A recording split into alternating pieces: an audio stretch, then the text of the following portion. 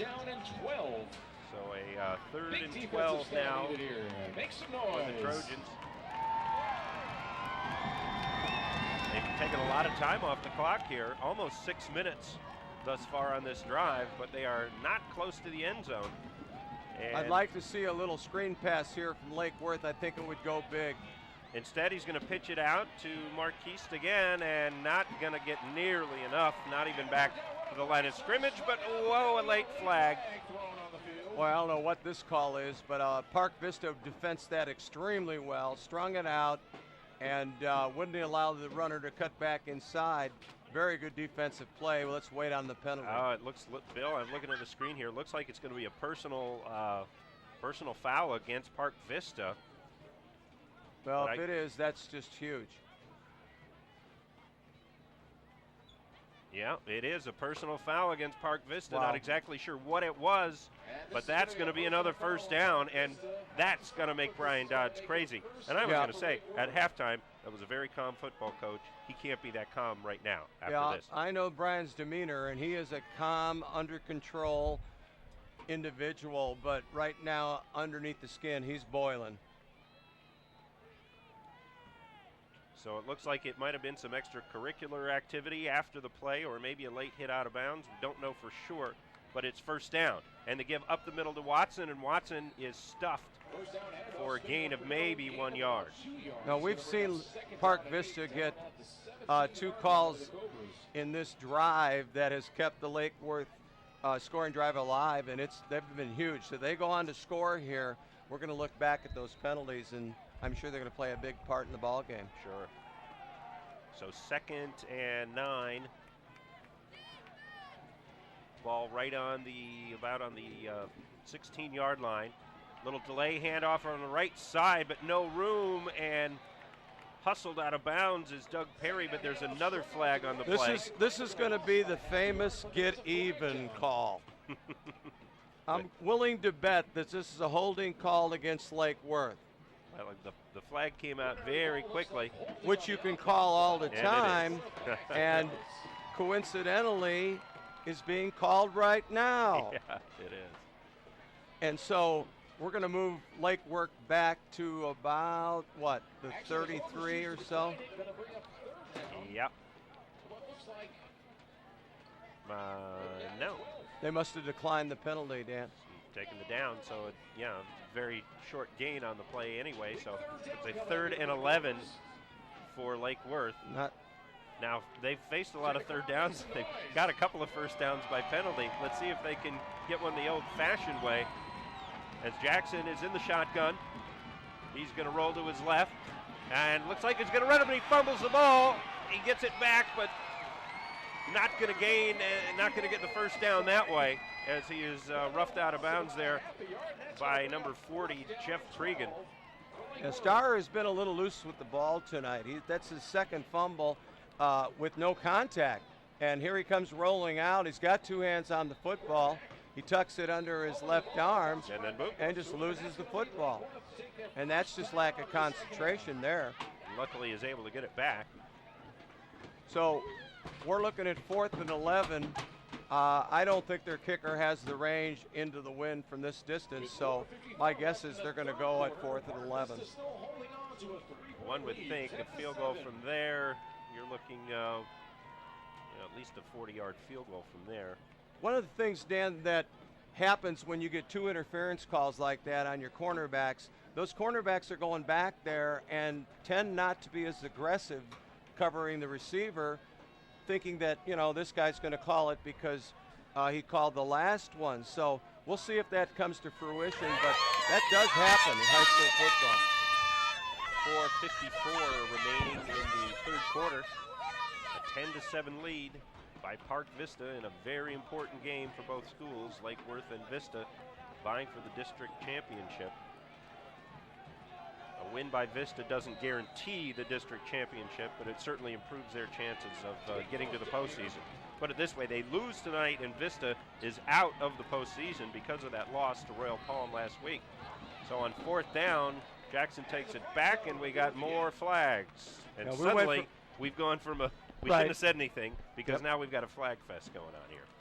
Absolutely. I think we jinxed them, Dan. We said how well played it was, and the officials were letting them play, and all of a sudden, maybe they just found those things at halftime. Maybe they didn't have them in their pocket first half. All right, so they back them up even more. And once again, you'll see a lot of choppy play now because there's no rhythm to it.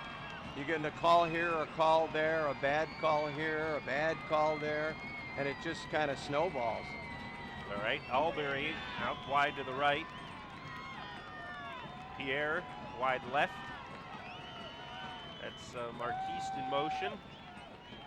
And looking for a man, he's going towards his right, and no flag there, incomplete, and the ball will go back to Park Vista. And that was the tailback, Johnny Selicourt, on defense, played the ball extremely well into the wind, looked back for the ball the same time the receiver did, and knocked it down. So Park Vista, despite two critical calls, holds with their back to the end zone and takes over on downs.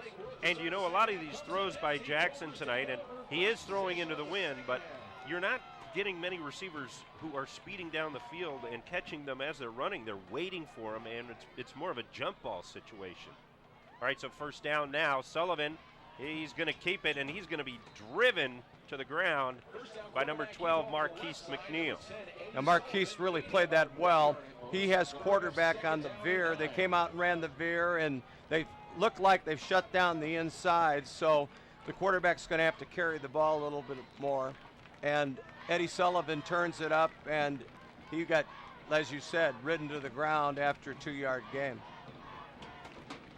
All right, so second down and 8 for Park Vista. They lead it 10-7 here with 3:40 remaining in the third quarter.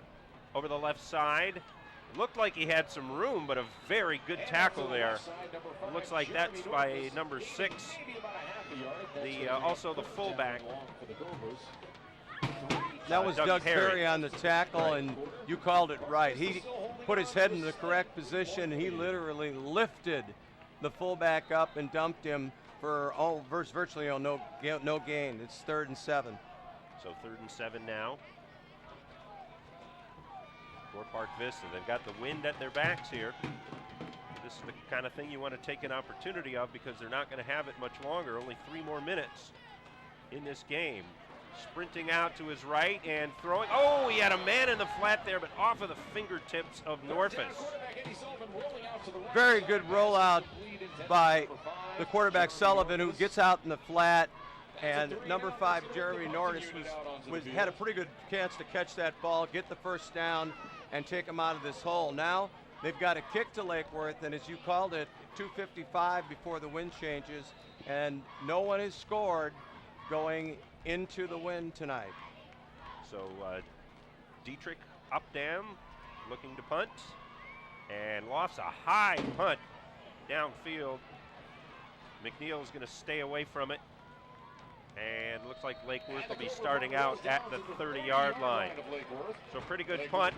Sure they would have liked a little more there, but going 70 yards against the wind is not an easy thing to do. Although only 2:41 to go here in the third, so it's possible that Lake Worth will get a wind change here before too long. Right now we're going to go down to the field and Rick Blackwell. Rick. Star Jackson has been itching to throw the ball. Last week they had the bye. The weeks before that, they really had to run the football because of the weather conditions. Today he's trying to open it up. He hasn't been too successful for the first 3 quarters, but just a reminder, he'll have the win in the 4th quarter. We'll look for that. Now back to you guys. All right, from the shotgun, looking to go deep, and he's got a man and just overthrows McNeil. Boy, they have been using McNeil quite a bit tonight. Yeah, McNeil actually stopped running on the football. That was his best throw of the night, except for the crossing route he threw in the middle of the field. That ball was well thrown into the wind, and McNeil just stopped on the ball.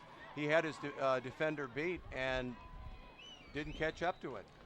So Lowe is trying to get his star player to air it out here, but it is not working. 2nd down and 10. The give is going to be to Watson, and Watson is got no room. He is hustled down there by a host of Cobras, including Nathan Burgess. Dan, I'm going to try to put a little pressure on the Lake Worth coaching staff for some of their calls. It appears to me that patience is not something they have right now. They're not letting the game come to them. They should be mixing it up more. They should be running the ball a little bit more out of the I formation where they had success in the first half. It looks like they're trying to catch up in one play, and they don't need to do that. Well, they need 11 on this play for a first down. They've got receivers out all over the place. There's the throw and a catch, and they got it. And it looks like Willie Hall was on the receiving end of that. And it's not. It's right on the marker. It's very close to a first down. The official on this side is signaling fourth down, so it looks like the nose of the ball. They're going to bring it. They're going to go fourth down. Yep, it is fourth down. And what will Lake Worth do now? They've got a decision to make. Well, I think you got to go for it simply because of the wind. Punting into this wind, what are you going to gain? You might gain 20 yards.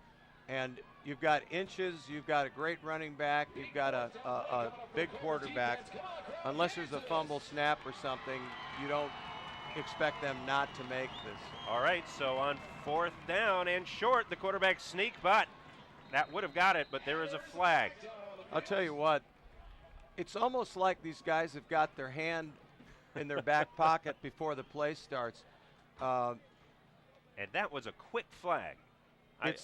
That would be hard to even hold anybody that quick. Well, unless it's illegal participation, which... Oh, false start. And now I think that's going to bring out the punting team. Yeah, see, and that's a huge mistake. It was illegal participation. And that's the 11-man in the huddle rule, where you've got to be in the huddle when it breaks, and you've got to have 11 guys. So Lake Worth, another mistake, which is what we talked about before the game. They're shooting themselves in the foot. Watson normally with the punting duties, but Star Jackson has been handling them this game. Not exactly sure why. But a good snap this time. And a wobbler of a kick that they're going to stay away from, but he gets a nice roll out of it. So a good result there for Lake Worth, because a minute and a half to go in the third quarter. But it's going to give Park Vista a minute 30 with the wind of their back. So they want to try to pick up as much yards as they can before they have to start going against the wind for the fourth quarter. I know our producers and director in the truck are going to tell me not to do this, so I'll do it anyway. But the officials have really reduced this to a very choppy game. Of what was a very good flowing game in the first half, all of a sudden becomes chopped up. All right, 1st and 10. Eddie Sullivan leading Park Vista. And guess what we have? Another flag. Looks like maybe they took too much time. I think they got a procedure call. Actually, they're going on the long count to draw Lake Worth off and Park Vista jump. Illegal procedure. That's going to make it 1st and 15. And now coming in, Jake Owen, rotating in his receiver position. You may think that with some yards to go here that they may try to hook up with Owen, who is one of the better players on the field for the Cobras. Defensive back, actually a safety, and a good return man as well. So here's the snap, but they're going to keep it on the ground. That's Selacourt, but he is caught right away and sent backward. That was number 61, Kepti Michael on the play. What Lake Worth's done defensively, Dan, in the second half, they've actually just brought up another linebacker to put on the line of scrimmage. So we're in a 6-man front, and it's more difficult, obviously, to run the ball against more people. It's not that difficult to understand. So I think Park Vista is either going to have to get a big play from their running back, or they're going to have to throw the ball, at least a little bit to keep them a little off balance. Well, let's see if they try to get Sullivan in a rollout situation. No, they don't, but they've got Selacourt. He's in the clear, and nobody's going to catch him. He's to the 20, to the 10. Touchdown, Park Vista.